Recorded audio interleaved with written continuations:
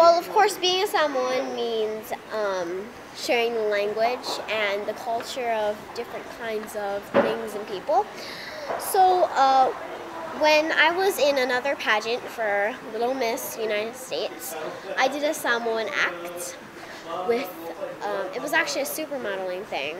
You would put on this, it's a cup of my grandmother and my mom made it, but my other grandmother on my dad's side had the cup of made. So they put it all together and it turned out this really amazing 2018 but old-fashioned kind of dress. So, well, I think there is a lot of things I can do here, but one of the things that I would like to do is hand-me-downs. Like the things that I don't use anymore, we're going to give them to the homeless. We're going to visit a homeless shelter, and we're going to give them things because it's kind of hard to find things that are cheap here for them. So I really just want to help in all the ways I can here in Samoa.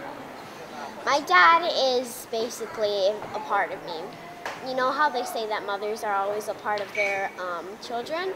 Well, my dad is also a very big part of me. He was the one who brought me here, actually.